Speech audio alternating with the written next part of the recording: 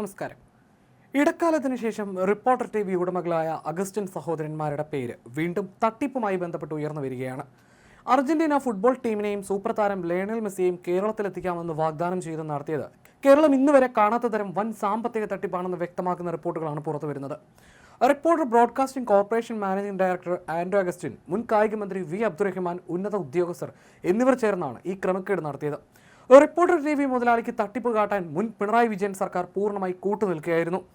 ഈ വിഷയത്തിൽ മുഖ്യമന്ത്രി VD സതീശന്റെ നേതൃത്വത്തിലുള്ള പുതിയ സർക്കാർ ശക്തമായ നിലപാടെടുക്കുകയും നിയമ നടപടികളിലേക്ക് നീങ്ങുകയും ചെയ്താൽ റിപ്പോർട്ടർ TV മാനേജ്മെന്റിന് ജയിൽ ശിക്ഷ അനുഭവിക്കേണ്ടി വരുമെന്ന കാര്യം ഉറപ്പായിട്ടുണ്ട്.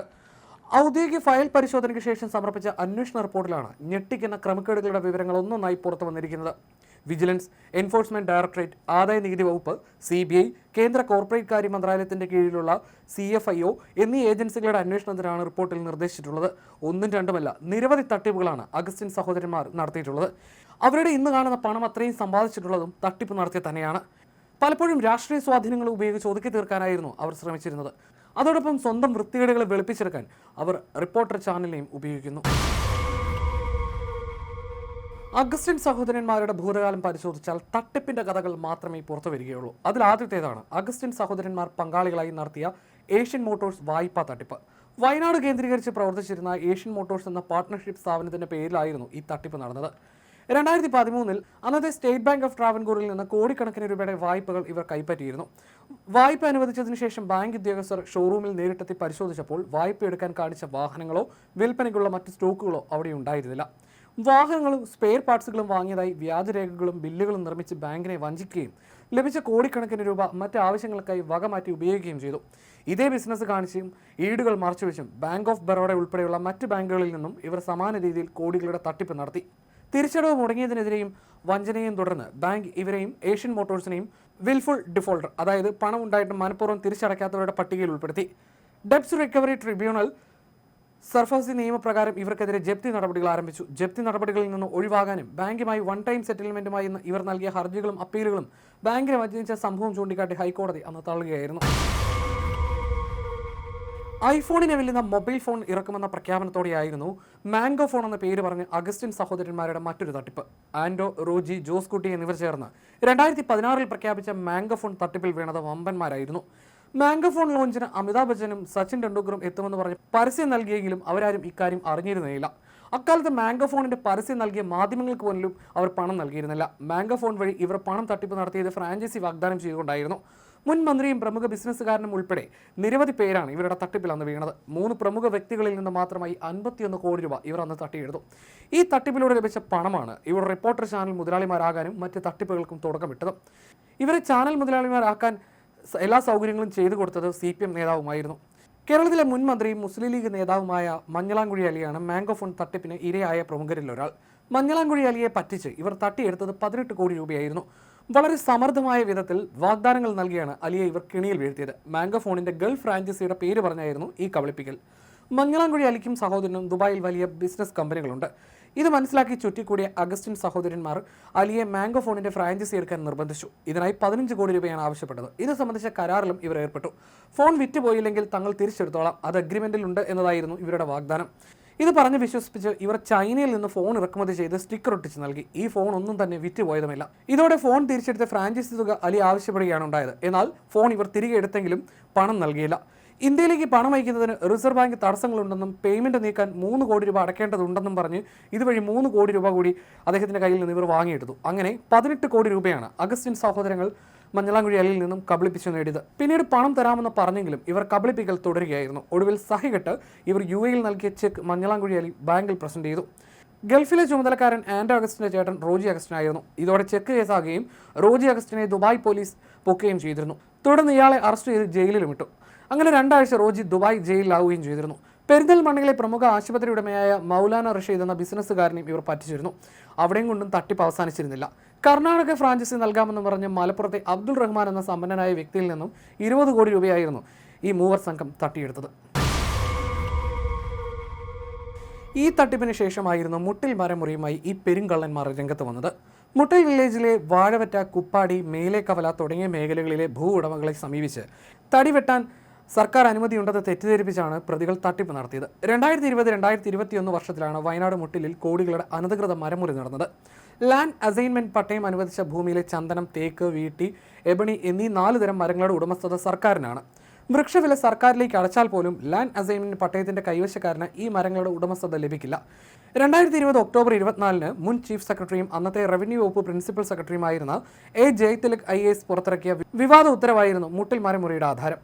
ചന്ദനം ഒഴികെയുള്ള മറ്റെല്ലാ മരങ്ങളും ഈ ഭൂമികളിൽ നിന്ന് മുറിക്കാം എന്നായിരുന്നു വിവാദ ഉത്തരവിലുണ്ടായിരുന്നത്. അതായത് മേൽപ്പറഞ്ഞ പ്രത്യേക മരങ്ങളുടെ പട്ടികയിൽ ചന്ദനം ഒഴികെ ബാക്കിയുള്ള വീട്ടി, തേക്ക്, എബണി ഒക്കെ ഭൂവുടമകൾക്ക് മുറിക്കാമെന്നായി.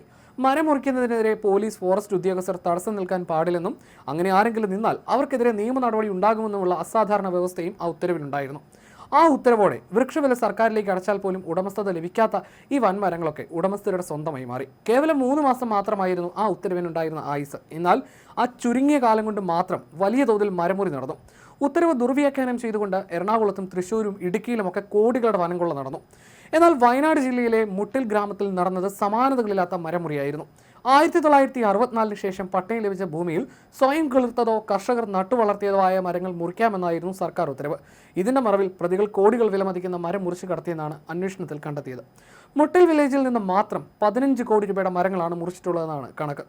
മുട്ടിൽ നടന്ന വ്യാപക മരമുറിയിൽ പ്രധാന പ്രതികളായത് സഹോദരങ്ങളായ റോജി അഗസ്റ്റിനും ആൻഡോ അഗസ്റ്റിനും ജോസൂട്ടി അഗസ്റ്റിനുമായിരുന്നു. വ്യാജരേഖ ചമയ്ക്കൽ, പൊതുമുതൽ നശിപ്പിക്കൽ, വഞ്ചന തുടങ്ങിയ കുറ്റങ്ങൾ കൂടാതെ സർക്കാരിലേക്ക് നിക്ഷിപ്തമായ മരങ്ങൾ മുറിച്ചതിന് ലാൻഡ് കൺസർവൻസി ആക്ടും പ്രതികൾക്കെതിരെ ചുമത്തിയിരുന്നു. അന്നത്തെ മുട്ടിൽ സൗത്ത് വില്ലേജ് ഓഫീസറും സ്പെഷ്യൽ ഓഫീസറും മരമുറി സംഘത്തെ സഹായിച്ചവരുൾപ്പെടെ കേസിൽ പ്രതികളായി. വയനാട് വാഴവറ്റ സ്വദേശികളാണ് ഈ അഗസ്റ്റിൻ സഹോദരന്മാർ. ആദിവാസികളായ കർഷകരുൾപ്പെടെ ഭൂവുടമകൾ മരം മുറിക്കാൻ സമ്മതിച്ചുകൊണ്ട് എഴുതി നൽകിയതെന്ന നിലയിൽ പ്രതികൾ വില്ലേജ് ഓഫീസിൽ സമർപ്പിച്ച കത്തുകൾ വ്യാജമാണെന്നും കണ്ടെത്തി. മുഖ്യപ്രതി റോജി അഗസ്റ്റിൻ സ്വന്തം കൈപ്പടയിൽ എഴുതിയ അപേക്ഷയാണിതെന്ന് ഫോറൻസിക് പരിശോധനയിൽ പിന്നീട് തെളിഞ്ഞിരുന്നു. ഇത്തരത്തിൽ 7 കത്തുകളാണ് റോജി ഹാജരാക്കിയിരുന്നത്. 104 മരങ്ങളാണ് അഗസ്റ്റിൻ സഹോദരന്മാർ മുട്ടിലിൽ നിന്ന് മുറിച്ചെടുത്തതെന്നാണ് അന്വേഷണ സംഘം കണ്ടെത്തിയത്. മുട്ടിൽ മരമുറി കേസിൽ പ്രതികളായിരിക്കുമ്പോൾ തന്നെ അഗസ്റ്റിൻ സഹോദരന്മാരിൽ ഒരാളായ റോജി അഗസ്റ്റിന് റിപ്പോർട്ടർ ചാനലിന്റെ ഓഹരി പങ്കാളിത്തവും ഉണ്ടായിരുന്നു. ഈ തട്ടിപ്പ് കേസിന് പിന്നാലെയാണ് പ്രതികൾ ചാനലിന്റെ തലപ്പത്തേക്ക് വന്നതും. ചാനൽ മുതലാളിമാരായതിനു പിന്നാലെ തങ്ങൾക്കെതിരെയുള്ള മരമുറി കേസ് അട്ടിമറിക്കാനായിരുന്നു പ്രതികളുടെ പ്രധാന ശ്രമം. കേസ് അന്വേഷിച്ച ഡിവൈഎസ്പി VV ബെന്നിയടക്കമുള്ള ഉദ്യോഗസ്ഥരെ വ്യാജ പീഡന കേസിൽ കുടുക്കുകയായിരുന്നു പ്രതികളുടെ നീക്കം. മുട്ടിൽ മരമുറി കേസിൽ പ്രതികളായ റോജി അഗസ്റ്റിൻ, ജോസൂട്ടി അഗസ്റ്റിൻ, ആൻഡോ അഗസ്റ്റിൻ എന്നിവരെ അറസ്റ്റ് ചെയ്തത് അന്വേഷണ ഉദ്യോഗസ്ഥനായ VV ബെന്നിയുടെ നേതൃത്വത്തിലായിരുന്നു. ഇതിന്റെ പ്രതികാരമായിരുന്നു ഇദ്ദേഹത്തിനെതിരെയുള്ള വ്യാജ പീഡന കേസ്. വ്യക്തിവൈരാഗ്യം തീർക്കാൻ വേണ്ടി റിപ്പോർട്ടർ TV തനിക്കെതിരെ വ്യാജ വാർത്ത ചമയ്ക്കുകയായിരുന്നുവെന്ന് VV ബെന്നി തന്നെ വ്യക്തമാക്കിയിട്ടുണ്ടായിരുന്നു.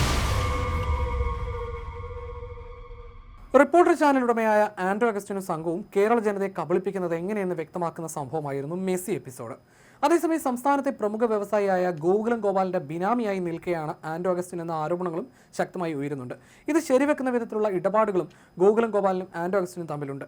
ആൻഡ്രോ സഹോദരന്മാരുടെ എംരാജ് ഗ്രൂപ്പ് അവകാശപ്പെടുന്ന ബിസിനസ് സംരംഭങ്ങളുടെ കൂട്ടത്തിലാണ് 2 ഹോട്ടലുകൾ. ഒന്ന് കൊച്ചിയിലെ ഹോളിഡേ ഇന്നും മറ്റൊന്ന് തിരുവനന്തപുരത്തെ ഗോകുലം ഗ്രാൻഡ് ട്രിവാൻഡ്രവുമാണ്.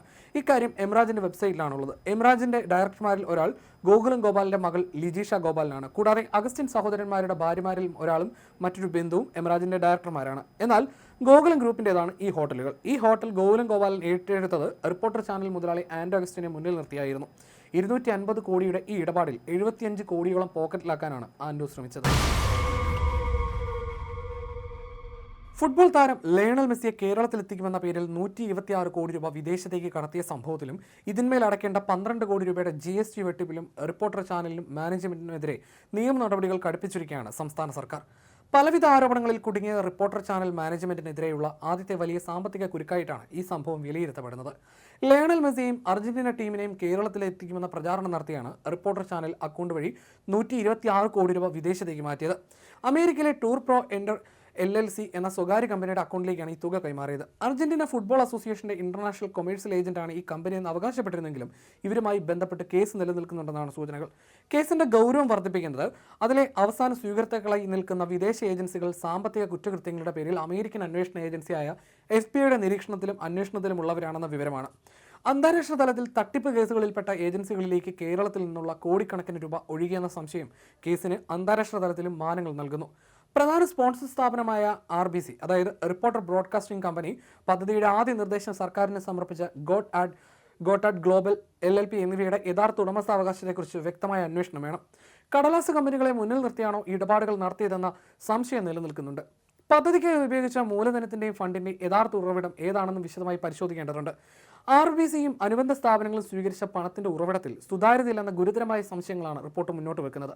ഒരേ മേൽവിലാസവും ബിസിനസ് ശൃംഖലയും പങ്കിടുന്ന സ്ഥാപനങ്ങൾ തമ്മിലുള്ള ബന്ധം പ്രത്യേക അന്വേഷണം വിധേയമാക്കണമെന്നും ആവശ്യമുയർന്നു. ഒരേ കേന്ദ്രങ്ങളിൽ നിന്ന് നിയന്ത്രിക്കപ്പെടുന്ന വ്യത്യസ്ത കമ്പനികൾ വഴി പണം തട്ടിയെടുക്കാൻ ശ്രമിച്ചിട്ടുണ്ടോ എന്ന് കണ്ടെത്തുകയാണ് ഇതിലൂടെ ലക്ഷ്യമിടുന്നത്. ഇടപാടുകളിൽ പങ്കാളിയായ ഇടനിലക്കാരുടെ പങ്ക് കൃത്യമായി പുറത്തു കൊണ്ടുവരണമെന്നും ആരുടെയൊക്കെ താൽപര്യപ്രകാരമാണ് ഇത്തരം ഇടനിലക്കാർ പദ്ധതിയുടെ ഭാഗമായതെന്നും അവർക്ക് ലഭിച്ച സാമ്പത്തിക നേട്ടങ്ങൾ എന്തൊക്കെയാണെന്ന് പരിശോധിക്കണമെന്നും ആവശ്യമുയരുന്നുണ്ട്. തട്ടിപ്പിനായി പണം വഴിതിരിച്ചു വിടാൻ മാത്രം രൂപീകരിച്ച വ്യാജ കമ്പനികളാണോ ഇവയെന്ന സംശയവും ഇതിനിടയിൽ ഉയരുന്നുണ്ട്. വിഷയത്തിൽ കേന്ദ്ര കോർപ്പറേറ്റ് കാര്യ മന്ത്രാലയത്തിന്റെയും SFIയുടെയും ഇടപെടൽ ഉണ്ടാകുന്നതോടെ സംസ്ഥാനത്തിന് പുറത്തുള്ള വലിയൊരു സാമ്പത്തിക തട്ടിപ്പ് ശൃംഖല തന്നെ പുറത്തുവരുമെന്നാണ് കരുതപ്പെടുന്നത്. സാമ്പത്തിക കുറ്റകൃത്യങ്ങൾ തടയുന്നതിൽ സംസ്ഥാന അന്വേഷണ ഏജൻസികൾക്കുള്ള പരിമിതി മറികടക്കാൻ കേന്ദ്ര ഏജൻസികളുടെ പങ്കാളിത്തം ആവശ്യമാണ്. അന്താരാഷ്ട്ര തലത്തിൽ FBI അന്വേഷണം നേരിടുന്ന വിദേശ ഏജൻസികളുമായി കരാറിൽ ഏർപ്പെടാൻ കാണിച്ച ധൃതിയും അതിനായി സർക്കാർ സംവിധാനങ്ങളും സ്റ്റേഡിയം അടക്കമുള്ള പൊതുമുതലുകളും ദുരുപയോഗം ചെയ്തതും മുൻനിര ഉദ്യോഗസ്ഥരെയും ജനപ്രതിനിധികളെയും സംശയ നിഴലിലാക്കുന്നുണ്ട്. മെസ്സി വരവെന്ന ആകർഷകമായ പരസ്യം മുൻനിർത്തി നടത്തിയ ഈ നീക്കങ്ങൾക്ക് പിന്നിൽ വൻ സാമ്പത്തിക ലാഭവും കള്ളപ്പണം വെളുപ്പിക്കൽ ശ്രമങ്ങളും ഉണ്ടെന്ന നിഗമനത്തിലാണ് അന്വേഷണ ഏജൻസികൾ എത്തിച്ചേരുന്നത്. വരും ദിവസങ്ങളിൽ കേന്ദ്ര ഏജൻസികൾ കേസ് ഏറ്റെടുക്കുന്നതോടെ കൂടുതൽ പ്രമുഖരിലേക്ക് അന്വേഷണം നീളും. മുട്ടിൽ മരമുറി കേസിലെ പ്രതികൾക്കെതിരെ ജാമ്യമില്ലാ വാറണ്ട് പുറപ്പെടുവിച്ചിരിക്കുകയാണ് കോടതി. ചോറ്റാനിക്കര മജിസ്ട്രേറ്റ് കോടതിയുടേതാണ് നടപടി. റോജി എം അഗസ്റ്റിൻ, ആൻഡോ അഗസ്റ്റിൻ, ജോസുകുട്ടി അഗസ്റ്റിൻ എന്നിവർക്കെതിരെയാണ് ജാമ്യമില്ലാ വാറണ്ട്.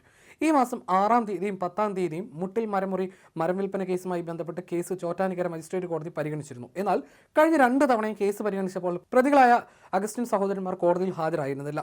പ്രതികൾ തുടർച്ചയായി ഹാജരാകാത്തതിനെ തുടർന്നാണ് പ്രതികൾക്കെതിരെ വാറണ്ട് പുറപ്പെടുവിച്ചിരിക്കുന്നത്. 2021-ലാണ് അഗസ്റ്റിൻ സഹോദരന്മാർക്കെതിരെ എറണാകുളം കരിമുകളിലുള്ള മലബാർ ടിംബർ സ്ഥാപന ഉടമ MM അലിയാർ പരാതി നൽകിയത്. വയനാട്ടിൽ നിന്ന് മുറിച്ച ഈട്ടിമരങ്ങൾ കരിമുകളിലുള്ള MM അലിയാരുടെ മലബാർ ടിംബർ എന്ന സ്ഥാപനത്തിലാണ് വിറ്റത്. പിന്നീടാണ് അനധികൃതമായി വെട്ടിയ മരങ്ങളാണ് തനിക്ക് വിറ്റതെന്ന് കാണിച്ചുകൊണ്ട് അലിയാർ പരാതി നൽകുന്നത്. ഈ കേസിലാണ് ഇപ്പോൾ കോടതി ജാമ്യമില്ലാ വാറണ്ട് പ്രതികൾക്കെതിരെ പുറപ്പെടുവിച്ചിരിക്കുന്നത്.